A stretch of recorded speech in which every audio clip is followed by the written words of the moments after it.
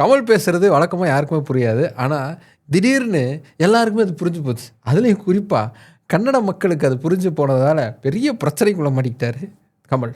கன்னட மொழிங்கிறது தமிழ் மொழியிலிருந்து பிறந்த ஒரு மொழி தான், நாம் எல்லாருமே அண்ணன் தம்பி தான்யா அப்படிங்கிற ரேஞ்சில் அர்த்தம் புரிக்கிற மாதிரி அவர் பேசியிருப்பார். அதுதான் கன்னட மக்களை பயங்கரமாக கொதிக்க வச்சிருக்கு. அது எப்படி கன்னடங்கிறது தமிழில் இருந்து வந்ததுன்னு நீ சொல்லலாம்? தப்பு இல்லை, ரொம்ப தப்பு இல்லை. உடனே மன்னிப்பு கேட்கணும், இல்லைன்னா தக் லைஃப் படங்கிறது கர்நாடகாவில் ஓடவே ஓடாது அப்படின்னு சொன்னாங்க கர்நாடகாவில் இருக்கிறவங்க. ஆனால் அதுக்கும் வழக்கம் போல் கமல் என்ன பதில் சொன்னார்னா, love will never apologize. நம்ம கமலத்தானே என் மன்னிப்பு கேட்க சொன்னோம், இந்த அன்பு யார் புதுசா அப்படின்னு இப்போ வரைக்கும் கன்ஃபியூஷனில் இருக்காங்க கர்நாடகாவில் இருக்கிறவங்க. இப்படி கன்ஃபியூஷன்லேயே வச்சிருக்கிற மாதிரி அதையும் பேசி விட்டு போயிருக்கலாம், தெளிவாக பேசிட்டாப்புல. இப்போ அதுதான் பிரச்சனையாக இருக்குது. கன்னடம் அப்படிங்கிறது உண்மையிலேயே தமிழில் இருந்து பிறந்தது தானா? தமிழ் அப்படிங்கிறதே இன்னொரு மொழியிலேருந்து வந்தது தான். கன்னடமும் அதே மொழியிலேருந்து வந்தது தான். அது புரோட்டோ திராவிடிய மொழி அப்படின்னு சொல்லுவாங்க. அந்த திராவிட மொழியிலேருந்து தான் எல்லாருமே வந்திருக்கு அப்படின்னு சொல்கிறாங்களே, அது சரியா? அந்த புரோட்டோ திராவிட மொழிங்கிறது என்ன, தமிழ்ங்கிறது என்ன, கன்னடம்ங்கிறது என்ன, யார் எதுலேருந்து எங்கேருந்து பிறந்தா அப்படிங்கிறது தான் இங்கே நம்ம டீட்டெயிலாக பார்க்க போகிறோம். Welcome to big bang Bogan. நான் உங்கள் போகன். இன்றைக்கி நம்ம அலசி ஆராய போகிறது தமிழையும் கன்னடத்தையும். வாங்க.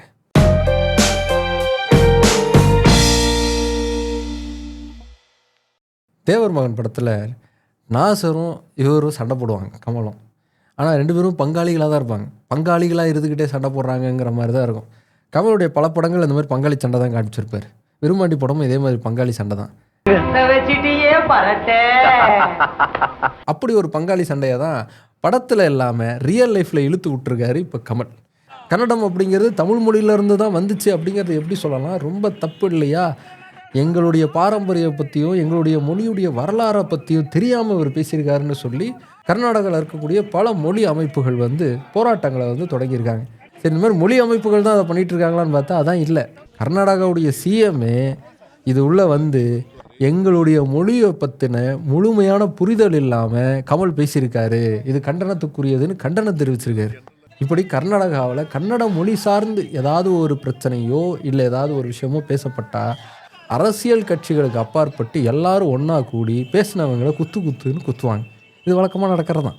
இந்த வாட்டி குத்தப்படுறது திரு கமலஹாசன். சரி, தமிழ்நாட்டில் என்ன நிலவரம்னு பார்த்தா தமிழ்நாட்டில் இதில் பெரிய அளவுக்கான பிரச்சனைலாம் இல்லை. அவர் பேசுனது கரெக்டு தானப்பா அப்படின்னு ஒரு கேங்கும், அவர் பேசுனது எப்படிப்பா கரெக்டாக இருக்கும் அப்படின்னு இன்னொரு கேங்கும் அவங்களுக்குள்ள டிஸ்கஷன் பண்ணிக்கிட்டு இருக்காங்க. இதான் நடந்துட்டுருக்கு. சரி, கமல் பற்ற வச்ச மாதிரி கன்னடம் அப்படிங்கிறது தமிழில் இருந்து தான் வந்துச்சா? அதற்கான ஆதாரங்கிறது என்ன? அதிலிருந்து நம்ம தொடங்குவோம்.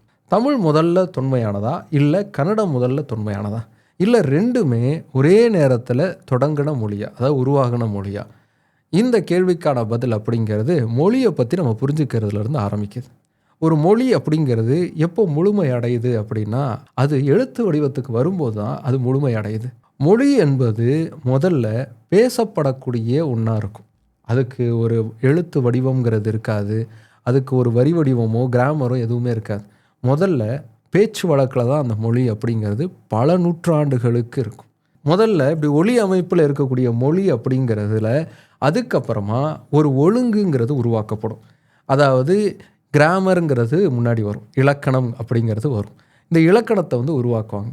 எப்போ இந்த எழுத்து ஒலிக்கணும், எப்போ இந்த ஒலி வரணும், எது மிகும் எது மிகாது அப்படிங்கிற விதிகள் உருவாக்கப்படும். இந்த விதிகள் அடிப்படையில் ஒரு மொழிங்கிறது செழுமை அடைஞ்சதுக்கப்புறமா நமக்கு இலக்கியங்கள் படைப்புகள்லாம் உருவாக்கப்படும். இதுதான் ஒரு மொழி அப்படிங்கிறது பிறந்து வளர்ந்து வந்ததற்கான அடையாளங்கள். இதில் நமக்கு கடைசியாக வர்றது தான் இலக்கிய படைப்புகள், அதாவது நூல்கள், புத்தகங்கள், பாடல்கள், கல்வெட்டுகள். இது எல்லாமே நமக்கு அப்போ தான் கிடைக்க ஆரம்பிக்குது. ஆக நமக்கு கிடைக்கக்கூடிய கல்வெட்டுகளுடைய ஆண்டு காலம் இல்லைன்னா நூல்களுடைய ஆண்டு காலங்கிறது எவ்வளவு தொன்மையானதாக இருக்கோ அதன் அடிப்படையில் இருந்து அந்த மொழி இன்னும் தொன்மையானதாக இருக்கும் அப்படிங்கிற டேட்டிங்கை நம்ம கொண்டு போகலாம். அப்படி பார்த்தோம் அப்படின்னா தமிழ்லையும் கன்னடத்துலையும் ரொம்ப தொன்மையான கல்வெட்டு குறிப்புகள் இல்லைனா எழுத்து பொறிப்புகள்ங்கிறது எப்போ கிடைச்சிருக்கு அப்படிங்கிறதுல நம்ம ஆரம்பிக்கலாம். இதில் கன்னட மொழியுடைய தொன்மையான எழுத்து வடிவத்தில் கிடைக்கப்பட்ட கல்வெட்டு அப்படிங்கிறது ஹல்மிதி அப்படிங்கிற இடத்துல இருக்கக்கூடிய ஒரு கல்வெட்டு. இந்த கல்வெட்டு அப்படிங்கிறது எந்த காலகட்டத்தை சார்ந்ததாக இருக்கும் அப்படின்னு கணக்கு பண்ணால் அது கிபி 4 இல்லைன்னா 5ஆம் நூற்றாண்டை சார்ந்த காலகட்டமாக இருக்கும் அப்படின்னு வரையறை செய்யப்படுது. இதை விட தொன்மையான கல்வெட்டுகள் ஏதாவது இருக்கா அப்படின்னு நம்ம தேடி பார்த்தோம் அப்படின்னா, ஒரு சில வார்த்தைகள் இல்லைன்னா எழுத்து வடிவங்கள் கொண்ட கல்வெட்டெல்லாம் 2-3 கிடச்சிருக்கு. அந்த கல்வெட்டுகளுடைய காலகட்டம் அப்படிங்கிறத எடுத்து பார்த்தாலும் கிட்டத்தட்ட இதே காலகட்டத்தோட தான் ஒப்பிட்டு போகுது. கிபி 3 இல்லைன்னா 4ஆம் காலகட்டத்தில் தான் அந்த கல்வெட்டுகள் வடிக்கப்பட்டிருக்கு அப்படிங்கிறத நம்மளால் புரிஞ்சுக்க முடியும். அதே சமயத்தில் தமிழ் மொழியுடைய தொன்மையை தெரிஞ்சுக்கிறதுக்கு தமிழ் மொழியில் இருக்கக்கூடிய கல்வெட்டுகளுடைய தொன்மையை எடுத்து பார்ப்போம். தமிழ்நாட்டில் இதுவரைக்கும் நமக்கு கிடைக்கப்பட்டிருக்கக்கூடிய கல்வெட்டுகளில் ரொம்ப தொன்மையான கல்வெட்டு அப்படின்னு கணக்கிடப்படுறதுங்கிறது மாங்குளம் கல்வெட்டு தான்.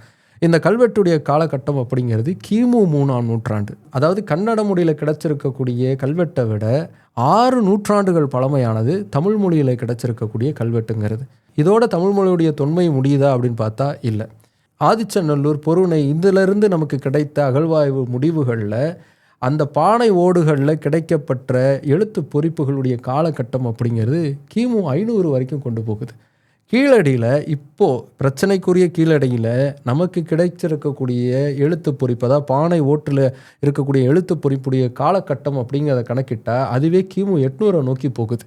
அப்படி பார்த்தோம் அப்படின்னா 500ன்னு வச்சுப்போமே, கிமு 500 காலகட்டத்திலேயே எழுத்து வடிவம் அப்படிங்கிறது தமிழுக்கு இருந்திருக்கு.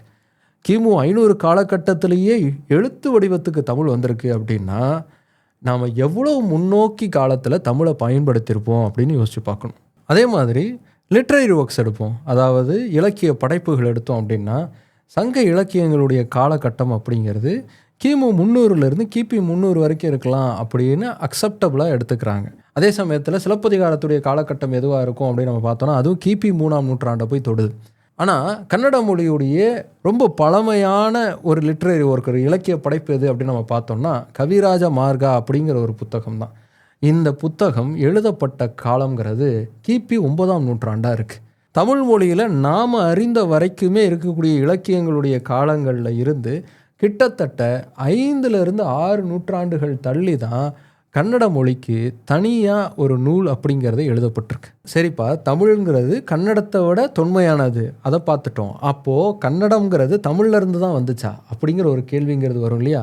அந்த கேள்விக்கும் இன்னும் ஒரு சில பேர் இல்லை கன்னடம்ங்கிறது ரொம்ப தொன்மையானது, கிமு 500 காலகட்டத்திலேயே அது உருவாகி பேச்சு மொழியாக இருந்துச்சு, அதுக்கப்புறமா அதற்கான இலக்கண படைப்புகள் இலக்கியங்கள்லாம் உருவாகிறதுக்கு காலதாமதமாச்சு, சரியாக அதே காலகட்டத்தில் தான் தமிழுங்கிறதும் உருவாயிருக்கும், ஆனால் அது கொஞ்சம் வேகம் எடுத்துச்சு, தமிழ் மலையாளம்ங்கிறதெல்லாம் உருவாச்சு, அதுக்கப்புறம் மலையாளம் தனியாக மாறிச்சு, அதுக்கப்புறம் இப்போ இருக்கக்கூடிய தமிழுங்கிறது உருவாச்சு அப்படிங்கிற ஒரு லாஜிக்கை முன்வைப்பாங்க. இது எந்த அளவுக்கு சரி? இந்த 2 கேள்விக்கும் நமக்கு பதில் தெரியணும் அப்படின்னா திராவிட மொழி குடும்பம் அப்படின்னு சொல்கிறாங்களே, அந்த மொழி குடும்பம்னா என்ன அப்படிங்கிறத நம்ம பார்க்கணும். இப்போ திராவிட மொழி குடும்பம்னு சொன்ன உடனே ஒரு சில பேர்லாம் டென்ஷன் ஆகி கமெண்ட் செக்ஷனுக்கு பாஞ்சிருப்பீங்க. வெயிட் பண்ணுங்கள், முழு வீடியோவும் பார்த்துருங்க, அதுக்கப்புறமா உங்களுடைய கருத்தை முன்வைங்க. கால்டுவெல் இந்த கருத்தை முதல்ல முன்வைக்கிறார். கால்டுவெலுக்கு முன்னாடியே இந்திய மொழிகள் மேலே பல பேர் ஆராய்ச்சிகள் செய்கிறாங்க. மேக்ஸ் முல்லர் கூட தன்னுடைய ஆராய்ச்சி முன்வைக்கிறார். என்ன முடிவுக்கு வராங்க அப்படின்னா, இந்திய மொழிகளில் தென்னிந்தியாவில் பேசக்கூடிய மொழிகள் அப்படிங்கிறது வட இந்தியாவில் புழக்கத்தில் இருக்கக்கூடிய மொழிகளை விட வித்தியாசமாக இருக்குது, அதுக்குன்னு ஒரு தனித்துவம் இருக்குது, அதனால் அது எல்லாமே இன்னொரு மொழி குடும்பத்தை சார்ந்ததாக இருக்கும், அது ஒரு பொது மொழியிலிருந்து பல மொழிகளாக பிரிஞ்சிருக்கும் அப்படிங்கிற கருத்தை முன்வைக்கிறாங்க. இந்த ஆராய்ச்சியில் தான் கால்டுவெல் ஈடுபடுறார். அப்படி ஈடுபட்டு அதற்கான முழு ஆராய்ச்சி தொகுப்பை வெளியிடுறார். அந்த ஆராய்ச்சி தொகுப்பில் தான் இந்த தென்னிந்திய மொழிகளை அடையாளப்படுத்துறதுக்கு நான் திராவிட மொழி குடும்பம்னு சொல்கிறேன் அப்படின்னு சொல்லி தன்னுடைய கருத்தை முன் வச்சு அதில் டீட்டெயிலிங் பண்ணியிருப்பார். அதுக்கப்புறமா இது எல்லாமே திராவிட மொழி குடும்பம் அப்படிங்கிற ஒரு பேருக்கு கீழே வந்துருச்சு. இது சரியா தவறா, இப்படி வைக்கலாமா வைக்கக்கூடாதா அப்படிங்கிறத லேட்டர் ஆன் பீரியடுக்கு நம்ம போகலாம். இந்த திராவிடம் அப்படிங்கிற ஒரு பேருங்கிறத நாம் பொலிட்டிக்கலாக அனலைஸ் பண்ணாமல், பொலிட்டிக்கலாக இதை பார்க்காம, இப்போதைக்கு ஒரு அண்டர்ஸ்டாண்டிங்காக இந்த திராவிட மொழி குடும்பம் அப்படிங்கிற ஒரு பேரோடவே இந்த புரிதலோட நம்ம இதை அனலைஸ் பண்ண ஆரம்பித்தாதான் ஒரு முழுமையான அண்டர்ஸ்டாண்டிங் அப்படிங்கிறது நமக்கு கிடைக்கும். ஸோ நம்மளுடைய அரசியல் இன்ட்ரெஸ்ட்டை அப்படிங்கிறத ஓரங்கட்டி வச்சுட்டு இப்போதைக்கு இதை மட்டும் எடுத்து நம்ம பார்க்க ஆரம்பிப்போம். இந்த திராவிட மொழி குடும்பம் அப்படிங்கிறதுல தெளிவாக இதெல்லாம் கண்டிப்பாக திராவிட மொழிகள் அப்படின்னு சொல்கிற மொழிகள் மட்டுமே 28 மொழிகள் இருக்குது.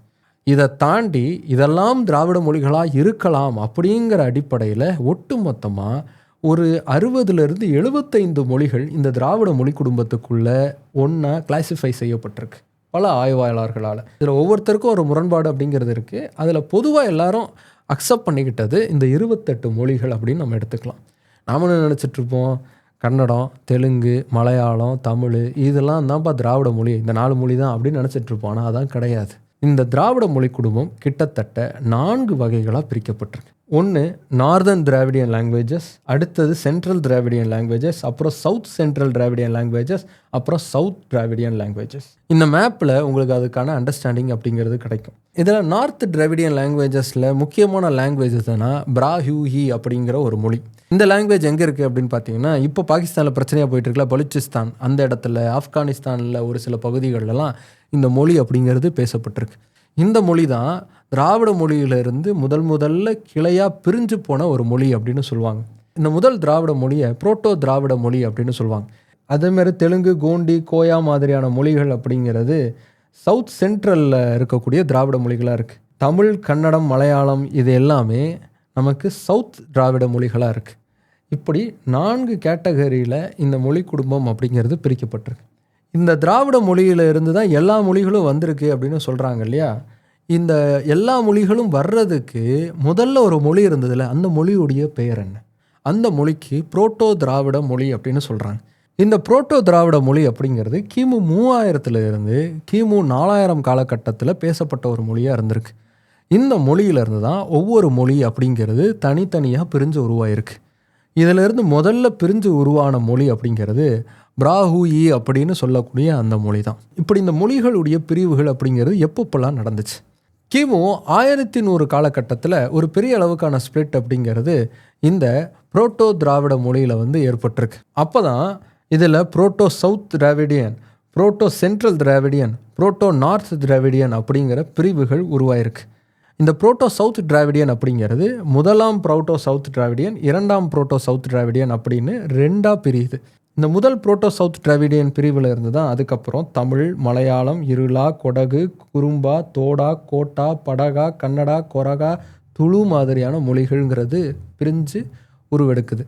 அதே சமயத்தில் இரண்டாவது புரோட்டோ சவுத் திராவிடியன் மொழி குடும்பத்திலிருந்து தெலுங்கு, கோண்டி, கோண்டா, கூயி, குவி, பெங்கோ, மந்தா மாதிரியான மொழிகள் அப்படிங்கிறது உருவாகுது. இதே மாதிரி தான் புரோட்டோ சென்ட்ரல் திராவிடியன்லையும் புரோட்டோ நார்த் திராவிடியன்லையும் மொழிகள் அப்படிங்கிறது உருவாகுது. இதோட காலகட்டம் நம்ம பார்த்தோம் அப்படின்னா கிமு 800 கிபி 1ஆம் நூற்றாண்டு காலகட்டத்துக்குள்ளே இந்த மாற்றங்கள் அப்படிங்கிறது நடக்குது. அதுக்கப்புறமா இப்படி உருவான மொழிகள் அப்படிங்கிறது கிபி 1ஆம் நூற்றாண்டிலிருந்து முழுமையான வடிவத்துக்கு மாற ஆரம்பிக்குது அப்படிங்கிறது பொதுவாக இருக்கக்கூடிய கருத்து. இதில் தான் கன்னடம் அப்படிங்கிறது கிமு 500லேயே தொடங்கிருச்சு அப்படின்னு இதன் அடிப்படையில் கருத்துக்களை முன்வைப்பாங்க. ஆனால் அதே சமயத்தில் மொழியியல் ஆய்வாளர்கள் என்ன சொல்கிறாங்க அப்படின்னா, இந்த காலகட்டத்துக்குள்ளே நடந்திருக்கு அப்படின்னு நம்ம சொல்கிறதால எல்லா மொழியும் அந்த டைம்லேயே பிரிஞ்சிருச்சுன்னு சொல்ல முடியாது. முதல்ல ப்ரீ தமிழ், அதாவது முந்து தமிழ்ங்கிறது வந்திருக்கும், முந்து தெலுங்குன்னு வந்திருக்கும், முந்து கன்னடன்னு வந்திருக்கும். அதிலிருந்து ஒவ்வொரு மாற்றங்கள் ஏற்பட்டு இப்போ நம்ம பயன்பாட்டில் இருக்கக்கூடிய மொழிகள் அப்படிங்கிறது உருவாயிருக்கும் அப்படின்னு அவங்க வைக்கக்கூடிய வாதம். ஸோ புரோட்டோ திராவிட மொழி அப்படிங்கிற ஒரு தாய்மொழியிலிருந்து தான் இந்த அத்தனை மொழிகளும் உருவாயிருக்கு அப்படிங்கிறது ஏற்றுக்கொள்ளப்பட்ட ஒரு விஷயம். அப்படி பார்த்தோம் அப்படின்னா இப்போ நம்ம பயன்படுத்திகிட்டு இருக்கக்கூடிய தமிழ், தெலுங்கு, கன்னடம், மலையாளம் இது எல்லாமே அந்த தாய்மொழியிலிருந்து தான் நம்ம உருவாயிருக்கு. அவ்வளோதான். இதில் நம்ம புரோட்டோ திராவிட மொழி அப்படின்னு அந்த பூர்வீக தாய்மொழியை சொல்கிறோமே அது சரியா அப்படிங்கிற கேள்விக்கு நம்ம போகலாம். இந்த புரோட்டோ திராவிட மொழி அப்படிங்கிற பேருங்கிறது எங்கேருந்து வருது? திராவிட மொழி குடும்பம் அப்படின்னு இதை அடையாளப்படுத்துறதுலேருந்து அது ஆரம்பிக்குது. திராவிட மொழி குடும்பம் அப்படிங்கிறத அஃபிஷியலாக கால்டுவெல் தான் பயன்படுத்தியிருக்கார். அவர் தான் முதல்ல பயன்படுத்தினாரான்னு பார்த்தா இல்லை. அதற்கு முன்னாடியே ஒரு சில பேர்லாம் இதே மாதிரி திராவிட மொழி அப்படிங்கிறத அடையாளப்படுத்துகிறாங்க. அதே அடையாளத்தை தான் நான் எடுத்து பயன்படுத்துகிறேன் அப்படிங்கிறத தன்னுடைய புத்தகத்திலேயே குறிப்பாக பதிவு செய்கிறாரு கால்டுவெல். அதுலேயே அவர் என்ன கருத்தை முன்வைக்கிறாருன்னா, திராவிடம் அப்படிங்கிறது தென்னிந்தியாவில் இருக்கக்கூடிய மக்களை குறிக்கக்கூடிய விதத்தில் பொதுவில் அதிகமாக பயன்படுத்தப்பட்டிருக்கு. அதையே மொழி சார்ந்த என்னுடைய ஆராய்ச்சிக்கும் பயன்படுத்துறதில் எனக்கு கவலை இல்லை அப்படிங்கிறத சொல்லி தான் அந்த பதத்தை அவர் பயன்படுத்துகிறார். அதிலிருந்து தான் திராவிட மொழி குடும்பம் அப்படிங்கிற ஒரு அடையாளப்படுத்துறது அப்படிங்கிறது உருவாச்சு. இதன் அடிப்படையில் தான் இன்னைக்கு வரைக்கும் இதை திராவிட மொழி குடும்பம், புரோட்டோ திராவிட மொழி குடும்பம் அப்படின்னு சொல்கிறாங்க. இதில் இந்த திராவிட மொழி அப்படின்னு சொல்கிறது சரியா அப்படிங்கிற கேள்வியை நம்ம கேட்க ஆரம்பிப்போம். திராவிட மொழி அப்படின்னு சொல்கிறதுடைய அடையாளம் என்கிறது என்னென்னா, இந்த மொழியில் நிறைய ஒற்றுமையான விஷயங்கள் இருக்குது, நிறைய சொற்கள் ஒன்றோட ஒன்று ஒத்துப்போகுது. அதன் அடிப்படையில் இதெல்லாம் ஒரே மொழி குடும்பத்தை சார்ந்தது நம்ம புரிஞ்சுக்கிறோம் அப்படின்னு எடுத்துக்கிட்டோம் அப்படின்னா, இதில் எந்தெந்த மொழியில் எந்த மொழியுடைய வேர் சொல் இருக்குது அப்படிங்கிறத நம்ம முதல்ல பார்க்கணும். தெலுங்காகட்டும், கன்னடமாகட்டும், மலையாளமாகட்டும், இந்த மூணுலேயுமே தமிழுடைய வேர் சொல் அப்படிங்கிறது பல இடங்களில் பயன்பாட்டில் இருக்குது அப்படிங்கிறத நம்மளால் பார்க்க முடியும். இந்த டேபிள் எடுத்து பாருங்கள். இந்த டேபிளில் நம்பர்ஸ் எடுத்திங்கனாலே ஈஸியாக நீங்கள் புரிஞ்சுக்கலாம். தமிழில் நம்ம ஒன்றுன்னு சொல்கிறோம், தெலுங்கில் அது ஒக்கட்டி, கன்னடாவில் அது ஒன்று, மலையாளமில் ஒன்று, 4 4 4 4, 5 5 5 5, இப்படி எண்களுடைய பெயர்களுமே ஒரே வரிசையில் இருக்கும். அதே மாதிரி எளிமையாக பயன்பாட்டில் இருக்கக்கூடிய பல வார்த்தைகளை நம்ம எடுக்கலாம். நம்ம இங்கே கண்ணுன்னு சொல்லுவோம், அதே தான் மற்ற 3 மொழிகள்லையும் அப்படியே இருக்கும். பல்லுன்னு சொல்லுவோம், அதே தான் தெலுங்கில் பல்லு, கன்னடத்தில் பார்த்திங்கன்னா ஹல்லு, மலையாளத்தில் பல்லு.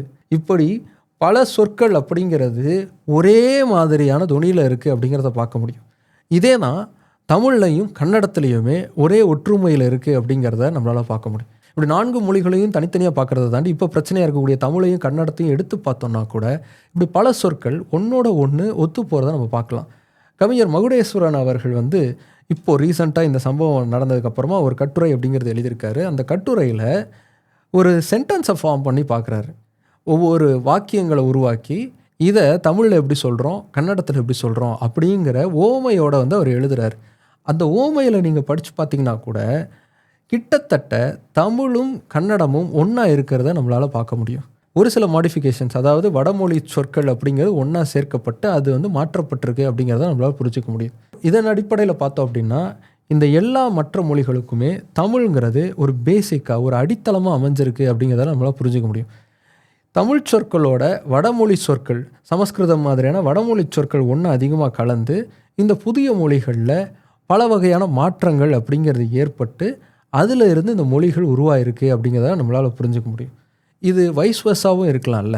ஒருவேளை கன்னடத்தில் பயன்பாட்டில் இருந்த அதே வார்த்தைகள் தான் தமிழ்லையும் பயன்பாட்டில் இருக்குது. அதே மாதிரி தெலுங்கில் பயன்பாட்டில் இருக்கக்கூடிய அதே வார்த்தைகள் தான் தமிழ்லையும் பயன்பாட்டில் இருக்குதுன்னு நம்ம பார்க்கலாம்ல. தமிழ் தான் வேர் சொல் அப்படிங்கிறத எப்படி சொல்ல முடியும் அப்படிங்கிற ஒரு கேள்வி வரும் இல்லையா? இந்த கேள்விக்கு இந்த புரோட்டோ திராவிட மொழி அப்படிங்கிறது என்ன மொழி, அதில் என்ன மாதிரியான வார்த்தைகள் இருந்துச்சு, என்ன பேசுனாங்க அப்படிங்கிறத புரிஞ்சுக்கிட்டோம் அப்படின்னா இதற்கான பதில் நமக்கு கிடைக்கும்ல. எது மூலமாக இருக்குது அப்படிங்கிற நம்ம தெரிஞ்சுக்கலாம் இல்லையா? அந்த பதிலுக்கான ஒரு தேடலுங்கிறது இன்னொரு ஆராய்ச்சி கட்டுரையில் நமக்கு கிடைக்குது. இந்த திராவிட மொழிகளை பற்றின ஆழமான ஆராய்ச்சியை செஞ்சு ஒரு முழு புத்தகத்தை வெளியிட்டிருக்காரு பத்ரி ராஜு கிருஷ்ணமூர்த்தி. திராவிடியன் லாங்குவேஜஸ் அப்படிங்கிற அந்த புத்தகம் என்ன கட்டமைப்பு செய்ய முயற்சிக்குது அப்படின்னா, பழங்காலத்தில் பேசப்பட்ட அந்த புரோட்டோ திராவிட மொழி அப்படிங்கிறது என்ன, அதில் பயன்படுத்தப்பட்ட வார்த்தைகள் என்ன அப்படிங்கிறத அலசி பார்க்குது. அந்த புத்தகத்தில் இந்த புரோட்டோ திராவிட மொழியை மறுபடியும் கட்டமைக்கிறதுக்கு, மீட்டு உருவாக்குறதுக்கு எந்த மொழி அதில் அவருக்கு ரொம்ப துணைவாக இருந்திருக்கு அப்படின்னா தமிழ் மொழி தான். நீங்கள் இந்த திராவிட மொழி சார்ந்த எந்த ஆராய்ச்சி நூலை எடுத்து பார்த்தீங்கனாலும் சரி, அதில் என்ன முடிவை அவங்க சொல்லுவாங்க அப்படின்னா, பழங்காலத்தில் புழக்கத்தில் இருந்ததாக சொல்லக்கூடிய அந்த புரோட்டோ திராவிட மொழியுடைய பல சாராம்சங்கிறது இன்னைக்கு வரைக்கும் தொடர்ந்து நீடிச்சுக்கிட்டு இருக்கிறது தமிழ் மொழியில் மட்டும்தான் அப்படிங்கிறத சொல்லுவாங்க. கிட்டத்தட்ட 60-70% அளவுக்கான பழைய புரோட்டோ திராவிட மொழியுடைய அத்தனை விஷயங்களும் இப்போ நம்ம புழக்கத்தில் இருக்கக்கூடிய தமிழ் மொழியில் இருக்குது. அதாவது சொற்கள், ஒலிகள், பயன்பாட்டு விதிகள் இது எல்லாமே தமிழோட ரொம்ப நெருக்கத்தில் இருக்குது அப்படிங்கிறத ஒத்துப்பாங்க. அதே சமயத்தில் தெலுங்கு, கன்னடம், மலையாளம் இது எல்லாத்துலேயுமே இந்த புரோட்டோ திராவிட மொழிங்கிறது ரீட்டைன் ஆகிருக்கு அப்படின்னாலும் தமிழ் அளவுக்கு இல்லை. ஏன்னா வடமொழியோட அது அதிகமாக கலந்துருச்சு அப்படிங்கிறதால தான் அப்படின்னு சொல்லுவாங்க. ஏன் சிந்து சமவெளி நாகரிகத்தில் வாழ்ந்தவங்க திராவிட மக்களாக இருக்கலாம் அப்படின்னு ஒரு கருத்து இருக்கு இல்லையா? அதை சப்ஸ்டான்ஷியேட் பண்ணுறதுக்கு கூட தமிழ் சொல்லு தான் பயன்பாட்டில் இருக்குது. சிந்து சமவெளி மக்கள் பயன்படுத்தின மொழி எது அப்படிங்கிற கேள்விக்கு ரீசெண்டாக ஒரு ஆராய்ச்சி அப்படிங்கிறத நடத்தியிருந்தாங்க. அந்த ஆராய்ச்சியில் என்ன சொல்ல வராங்க அப்படின்னா, அவங்க பேசின மொழி எது அப்படிங்கிறத புரிஞ்சுக்கிறதுக்கு அவங்க வணிகம் செஞ்ச மற்ற இடங்களை நம்ம ஆராய்ச்சி பண்ணி பார்க்கலாம் அப்படிங்கிற இன்னொரு மெத்தடை ட்ரை பண்ணுறாங்க. சிந்து சமவெளி நாகரிகத்துக்கும் மெசொப்பொட்டேமியாவுக்கும் பெரிய அளவுக்கான வணிகம் அப்படிங்கிறது இருந்திருக்கு அப்படிங்கிறது நிரூபிக்கப்பட்ட ஒன்று. இதில் மெசப்பொட்டோமியாவில் யானையுடைய தந்தத்துக்கு பிரு அப்படிங்கிற வார்த்தை அப்படிங்கிறது பயன்படுத்தப்பட்டிருக்கு. இந்த பிரு அப்படிங்கிற வார்த்தைங்கிறது பிலு அப்படிங்கிற வார்த்தையிலேருந்து வந்திருக்கலாம். இந்த பிலு அப்படிங்கிறது வேறு எதுவும் இல்லை, பல்லை குறிக்குது. இப்போவும் தென்னிந்திய மொழியில் பல் அப்படிங்கிறது பற்களை சொல்லுது. யானையுடைய பல் அப்படிங்கிறத தான் இந்த பிருங்கிறது தெளிவாக குறிக்குது. அதனால் சிந்து சமவெளி நாகரிகத்தில் வாழ்ந்த மக்கள் திராவிட மொழியை பேசியிருக்கக்கூடிய மக்களாக இருக்கலாம் அப்படிங்கிற ஒரு கருத்தை முன்வைக்கிறாங்க. இப்படி பல சொற்களை, அதாவது வணிக ரீதியான சொற்களை எடுத்து அதுக்கும் திராவிட மொழிக்கும் தொடர்பு இருக்கா அப்படிங்கிறத அந்த ஆராய்ச்சி கட்டுரை ஆய்வு செஞ்சு பார்க்குது. ஸோ இது எல்லாத்துக்குமே தமிழ் அப்படிங்கிறது தான் நிற்கிது. இப்போ நம்ம பயன்படுத்திகிட்டு இருக்கக்கூடிய தமிழ் அப்படிங்கிறது கண்டிப்பாக ஆதியில் இருந்த தமிழாக இருந்திருக்காது. ஆதியில் இருந்த தெலுங்குக்கும் இப்போ இருக்கக்கூடிய தெலுங்குக்கும் நிறைய சேஞ்சஸ்ங்கிறது இருக்குது. ஆதியில் இருந்த கன்னடத்துக்கும் இப்போ இருக்கக்கூடிய கன்னடத்துக்கும் நிறைய மாற்றங்கள் அப்படிங்கிறது இருக்குது. அதே தான் தமிழுக்கும் மாற்றங்கள்ங்கிறது நடந்திருக்கும். தமிழ்லையும் நிறைய மாற்றங்கள் நடந்திருக்கு. நிறைய பிற மொழிகளுடைய கலவைங்கிறது வந்திருக்கு. புதிய மாற்றங்களை அதுவே ஏற்படுத்தியிருக்கு. உதாரணத்துக்கு சொல்லணும் அப்படின்னா, அவள் அப்படிங்கிற வார்த்தைங்கிறது தமிழில், பழந்தமிழில் இல்லை, அது அப்படிங்கிறது தான் இருந்திருக்கு. அதுக்கப்புறமா தான் பெண்ணை குறிக்கிறதுக்கு அவள் அப்படிங்கிறது சேர்க்கப்பட்டிருக்கு. இப்படி பல மாற்றங்கள் அப்படிங்கிறது தமிழ்லேயும் நடந்திருக்கு. ஆனால் ஆதியிலிருந்து ஒரு மொழியிலிருந்து இன்னைக்கு வரைக்கும் பெரிய அளவுக்கான மாற்றங்களை சந்திக்காமல் தொடர்ந்து அதையே தக்க வைத்துட்ருக்கக்கூடிய ஒரு மொழியாக இருக்குது தமிழ். அப்போது இதை திராவிட மொழி அப்படின்னு சொல்கிறது சரியாக இருக்குமா? இதை நாமளே யோசிச்சு பார்க்கணும். திராவிடம் அப்படிங்கிற வார்த்தைங்கிறது எங்கேருந்து வருது? தமிழ் அப்படிங்கிறது தான் திராவிடம்னு மாறி இருக்குன்னு சொல்லுவாங்க. பல சமஸ்கிருத நூல்கள், பண்டைய சமஸ்கிருத நூல்கள்லாம் எடுத்து பார்த்திங்கன்னா தமிழ் அப்படிங்கிறத குறிக்கிறதுக்கு இந்த திராவிட அப்படிங்கிற வார்த்தைங்கிறத பயன்படுத்தியிருக்காங்க அப்படிங்கிறத பார்க்க முடியுது. அதாவது தென்னிந்தியாவில் இருக்கக்கூடிய மக்களை குறிக்கிறதுக்கு திராவிட அப்படிங்கிற வார்த்தைங்கிறது பயன்படுத்தியிருக்காங்க. இந்த திராவிட அப்படிங்கிறது தமிழ்ங்கிறது திரமிழ், அதுக்கப்புறமா அது ட்ரமிழ், அதுக்கப்புறமா அது திராவி, அதுக்கப்புறம் திராவிடன்னு மாறி இருக்கலாம்னு சொல்லுவாங்க. இதில் திராவிட அப்படிங்கிற வேர்ச்சொல்லுங்கிறதே தமிழாக தான் இருந்திருக்கு. அதாவது தென்னிந்தியாவில் வாழ்ந்த மக்களை குறிப்பிடுறதுக்காக திராவிடர்கள்ங்கிற வார்த்தைங்கிறது பயன்பாட்டுக்கு வந்திருக்கு. அதனால தான் இன்றைக்கும் இப்போ புதுசாக சங்கராச்சாரியாராக பதவி ஏற்றிருக்கார் இல்லையா, அவருடைய பேர்லேயுமே திராவிட அப்படிங்கிற பேருங்கிறது வந்திருக்கு. இந்த திராவிட அப்படிங்கிற சொல்லுங்கிறது ஒரு வடமொழி சொல், ஒரு வடச்சொல். அவங்க நம்மளை அடையாளப்படுத்துறதுக்காக பயன்படுத்தின ஒரு சொல். அந்த சொல்லை நம்மளுடைய மொழி குடும்பத்துக்கு வைக்கிறதுங்கிறது சரியான ஒன்றா இருந்திருக்காது. இது நமக்கு மட்டும் நடந்திருக்கான்னு பார்த்தா இல்லை, உலகம் முழுக்கவுமே இந்த பிரச்சனை அப்படிங்கிறது இருக்குது. புரோட்டோ ஜெர்மானிக் அப்படிங்கிறதுலேருந்து வந்தது தான் ஆங்கிலம் உட்பட ஜெர்மன், ஸ்வீடிஷ் மாதிரியான பல மொழிகள். இந்த புரோட்டோ ஜெர்மானிக் அப்படிங்கிற பேருங்கிறது எங்கேருந்து வந்தது? ஜெர்மன் மொழியில் இருந்து இந்த மற்ற மொழிகள்லாம் வந்திருக்கு அப்படின்னு அண்டர்ஸ்டாண்டிங் பண்ணுறதுக்காக இருக்கலாம். ஆனால் ஆக்சுவலாக அந்த பகுதியை பண்டைய கிரேக்கர்களும் அதே மாதிரி ரோமானியர்களும் ஜெர்மனி அப்படிங்கிற பேரில் குறிப்பிட்டிருக்காங்க. அந்த மக்கள், அதாவது அந்த பகுதியில் வாழ்ந்த மக்கள் பல இடங்களுக்கு குடிபெயர்ந்து போய் புதிய நாடுகளாக புதிய மொழிகளை உருவாக்குறாங்க. அந்த இடத்துலேருந்து பல்கி பெருகி போன மக்களால் உருவாக்கப்பட்ட மொழி அப்படிங்கிறத குறிக்கிறதுக்காக இதை புரோட்டோ ஜெர்மானிக் அப்படின்னு சொல்லியிருக்காங்க. ஆனால் இன்றைக்கு வரைக்கும் புரோட்டோ ஜெர்மன் லாங்குவேஜஸ் உடைய பல கூறுகளை தன்னகத்தை வைத்திருக்கக்கூடிய ஒரு மொழி எதுனா ஐஸ்லாண்டில் பேசக்கூடிய மொழி தான். ஆனால் அதை புரோட்டோ ஐஸ்லாண்டுக்குன்னு சொல்கிறதே கிடையாது, புரோட்டோ ஜெர்மானிக்குன்னு தான் சொல்கிறாங்க. அட்லீஸ்ட் அங்கேயாவது ஒரு இடத்துலேருந்து இடம்பெயர்ந்து போனவங்களை குறிக்கிறதுக்காக அதுக்கு புரோட்டோ ஜெர்மானிக் அப்படிங்கிற பேராது இருக்குது. ஆனால் இங்கே தமிழ் தான் தாய்மொழியாகவே இருந்திருக்கு, தமிழ் தான் பேசவும் பட்டிருக்கு. அந்த தமிழ் மொழிக்கு புரோட்டோ திராவிடிய மொழி அப்படின்னு இன்னொரு பேரையும் வச்சுருக்கோம். இந்த மொழி குடும்பத்துக்கும் திராவிட மொழி குடும்பம் அப்படிங்கிற பேரை வச்சுருக்கோம். இதில் அரசியல் நிலைப்பாடு, அரசியல் பிரியம், அரசியல் ஆசை இதெல்லாம் தூக்கி ஓரம் வச்சுட்டு இது என்ன மொழி அப்படிங்கிறத சரியாக அடையாளப்படுத்துறதுங்கிறது ரொம்ப முக்கியமானது. அப்படி சொன்னால் தான் நாம் எந்த மொழியை சார்ந்திருக்கோம் அப்படிங்கிற ஒரு புரிதல்ங்கிறது வரும். இது தமிழ் நான் வசந்தது, தமிழ் பெருசு அப்படின்னு பேசுறதுக்காக நான் பேசலை. இப்போ இருக்கக்கூடிய தமிழுங்கிறது அதுலேருந்து ஒரு பிரான்ச் அவுட்டாக இருக்கலாம்னு கூட எடுத்துப்போம். ஆனால் இதோடைய தாய்மொழி அப்படிங்கிறது அந்த தமிழ் தான், தமிழ்லேருந்து தான் அதுதான் வந்திருக்கு அப்படிங்கிறத நம்ம புரிஞ்சுக்கணும். இதை நம்ம வேறு ஒரு பொது பேரில் கூட வைக்கலாம். தமிழ்னு எப்படி சொல்கிறது, மலையாளம் கன்னடம்லாம் கோச்சிப்பாங்க அப்படின்னு யோசிச்சிங்கன்னா தமிழிங்கிற மாதிரியான ஒரு பொது சொல்ல வைக்கலாம். அங்கேருந்து தான் நம்ம வந்திருக்கோம் அப்படிங்கிறத புரிஞ்சுக்கிறதுக்காக நம்ம அதை தான் அடையாளப்படுத்தணும். அதை தாண்டி திராவிட மொழி குடும்பம் அப்படிங்கிறத பயன்படுத்துறதுங்கிறது சரியாக இருக்காதுங்கிறது என்னுடைய நிலைப்பாடு. அதனால் இனிமேல் இதை புரோட்டோ திராவிட மொழி இல்லை திராவிட மொழி குடும்பம் அப்படின்னு சொல்கிறதுக்கு பதிலாக தொல் தமிழ் குடும்பம் இல்லைனா தமிழி குடும்பம் அப்படின்னு சொல்ல ஆரம்பிப்போம், அதுக்கு பழகுவோம். ஸோ இதன் அடிப்படையில் தான் கமலஹாசன் தமிழில் இருந்து தான் கன்னடம் வந்ததுக்கு அப்படிங்கிற மாதிரியான ஒரு கருத்தை முன் வச்சுருக்காரு. இதை முழுசாக பார்த்ததுக்கப்புறமா நமக்கு புரியறதும் அதுதான் ஆக்சுவலான உண்மையும் கூட. இதில் அவர் சொல்லிட்டாருங்கிறதுக்காக அவர் வந்து கன்னட துரோகி அப்படின்னு அவருடைய குடும்பாவை எரிக்கிறாங்க, தமிழை வந்து பழிக்கிறாங்க, தமிழர்களை வந்து பழிக்கிறாங்க, இதெல்லாம் அங்கே நடந்துக்கிட்டு இருக்கு. இதே மாதிரி தான் ஆந்திராவிலையும் இதே மாதிரியான விஷயங்கள் நடந்தாலும் இதே மாதிரியான ஒரு கருத்து தான் நடக்குது. ஆனால் சமஸ்கிருதத்திலேருந்து வந்த மொழி அப்படின்னு நம்ம சொன்னோம் அப்படின்னா அதுக்கு அவங்க கவலைப்படுறதும் இல்லை, ரொம்ப சந்தோஷப்படுறாங்க, பெருமையாக நினைக்கிறாங்க. தமிழ்லேருந்து வந்திருக்கு அப்படின்னு சொல்லும்போது மட்டும் ஏன் இவ்வளோ கோவம் வருது? அப்படி இல்லை அப்படின்னு சொல்லிட்டு வாதத்தை முன் வச்சுட்டு கிளம்பிடலாம். ஆனால் அதை விட்டுட்டு இவ்வளோ வயலன்ஸாக ஏன் அதுக்கு ரியாக்ட் பண்ணணும்னு எனக்கு தெரியல. சரி, ஓகே பிகாஸ் தமிழ் கன்னடத்துடைய வரலாறுங்கிறது உங்களுக்கு டீட்டெயிலாக புரிஞ்சிருக்கும்னு நம்புகிறேன். கொஞ்சம் லென்த்தியான லெக்சர் மாதிரி ஆகிடுச்சு. போர் அடிக்காமல் முடிஞ்ச அளவுக்கு சொல்லியிருக்கு. இது நிறைய பேருக்கு போய் சேரணுன்னா மறந்துடாமல் எல்லாருக்கும் ஷேர் பண்ணிவிடுங்க. நிறைய பேர் வீடியோ பார்த்துட்ருக்கீங்க ஆனால் சப்ஸ்கிரைப் பண்ணாமல் இருக்கீங்க, மறந்துடாமல் சப்ஸ்கிரைப் பண்ணிவிடுங்க. அடுத்த இன்னொரு இன்ட்ரெஸ்டிங்கான கண்டென்ட்டோட உங்களை வந்து பார்க்குறேன். பாய்.